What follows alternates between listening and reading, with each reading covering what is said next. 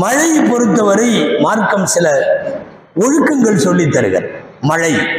மழையே வரல, கடுமையான பஞ்சம், மழை வேண்டும். என்ன செய்ய வேண்டும்? இஸ்திஸ்கா என்கிற மழை தொழுகை தொழ வேண்டும். மார்க்கத்தில் உள்ள சட்டம். அந்த மழை தொழுகை பல்வேறு சிறப்பு ஒழுங்குகளோடு கூடியது. கூடுமானவரை காலில் செருப்பில்லாமல் வந்து தொழ வேண்டும். பழைய ஆடை உடுத்தி கொண்டு தொழ வேண்டும். கிராமங்களில் இருந்தால் ஆடு மாடுகளோடு வந்து தொழ வேண்டும். முடிந்தால் காலி பாத்திரங்களோடு வந்து தொழ வேண்டும். இப்படியெல்லாம் மழை தொழுகைக்கு சில சிறப்பு ஒழுங்குகளை சொல்லுகிறது. வந்து நின்று அல்லாஹ்விடத்தில் மழை தொழுகைக்கு கெஞ்ச வேண்டும். சரி, மழை வந்து விட்டது. ஹதீஸில் ரசூலுல்லாஹ்வுடைய சுன்னத் என்ன தெரியுமா? அந்த மழை பொழிகிற போது கொஞ்சம் நனைவார்கள் நபி ஸல்லல்லாஹு அலைஹி வஸல்லம். துஆ கேட்டு மழை வந்ததற்கு பிறகான ரசூலுடைய செயல்பாடுகள் ஹதீஸில் இருக்கிறது.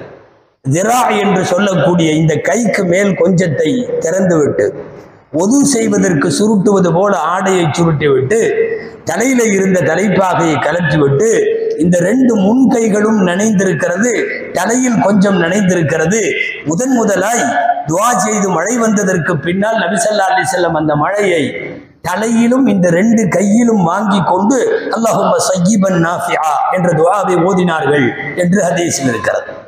இந்த மழையை பலனுள்ள மழையாய், பொழியும் மழையாய் யா அல்லாஹ் நீ ஆக்கி தருவாயாக என்கிற துஆவை நபி ஸல்லல்லாஹு அலைஹி வஸல்லம் மழை துளியின் சில துளிகளை உடலில் வெற்றுடலில் ஈரமாய் வாங்கி கொண்டதற்கு பிறகு அப்படி துஆ செய்தார்கள் என்று வருகிறது. சரி, அந்த மழை கேட்டு இப்படியும் வாங்கி அந்த மழை பெரிதானால், அந்த மழை ஆபத்தை உண்டாக்குகிற அளவுக்கு பெருமழையாய் தொடருமானால், அந்த மழையே முசீபத்தாக மாறும் சூழல் வருமானால், ஹதீஸில் வருகிறது அல்லாஹும்ம ஹவலைனா வலா அலைனா அல்லாஹும்ம அலல் அகாமி வத்திராபி வல் புதூன்.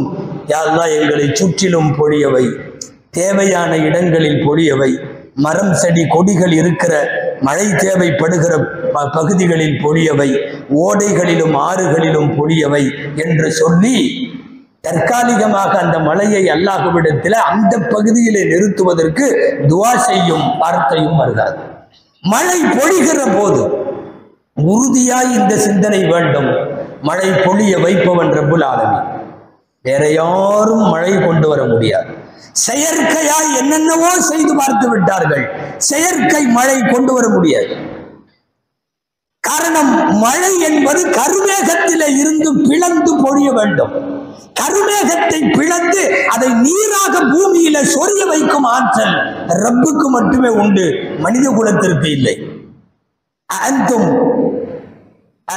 அன்ஸல்துமூஹு மினல் முஸ்னி அம் நஹ்னுல் முன்ஸிலூன். முஸ்ன் என்றால் கருமேகம். கருமேகத்திலே இருந்து இந்த மழையை இறக்குவது நீங்களா நானா? அல்லாஹ் கேட்கிறார். அந்த மழை அல்லாஹுவின் கையில உண்டு. எந்த மழை பொழிந்தாலும் இதனால பேஞ்சது அதனால பேஞ்சதுன்னு சொல்லக்கூடாதுன்னு ஹதீஸ்ல இருக்கு. நபி தோழர் ஸைத் இப்னு காலித் ரலியல்லாஹு அன்ஹு அல் ஜுஹனி, ஸைத் இப்னு காலித் அல் ஜுஹனி அவர்கள் அறிவிக்கிறார்கள், ரசூலுல்லாஹ்வோடு நாங்கள் உம்ராவுக்கு பயணப்பட்டு வந்து ஹுதைபியா என்கிற இடத்தில் தங்கி இருந்த போது, பிரயாண குழுவாய் இருந்த போது நாயகம் எங்களுக்கு ஃபஜ்ர் தொழுக வைத்தார்கள். ஃபஜ்ர் தொழுக வைத்தவுடன் நபி ஸல்லல்லாஹு அலைஹி வஸல்லம் எங்களை பார்த்து திரும்பி அமர்ந்தார்கள். அமர்ந்து விட்டு கேட்டார்கள், அத்தத்ரூன மாதா கால ரப்புக்கும், உங்கள் ரப்பு எனக்கு இரவிலே சொன்ன செய்தி உங்களுக்கு தெரியுமா? காலு அல்லாஹு வ ரசூலுஹு அலம், அல்லாஹும் அவனுடைய தூதருமே நன்கறிந்தவர்கள் என்று சொன்னார்கள். அவர்கள் ஸல்லல்லாஹு அலைஹி வஸல்லம் சொன்னார்கள், அஸ்பஹ முஃமினும் பில்லாஹி வ காஃபிரும் பின்னவ் வ அஸ்பஹ முஃமினும் பின்னவ்இ வ காஃபிரும் பி.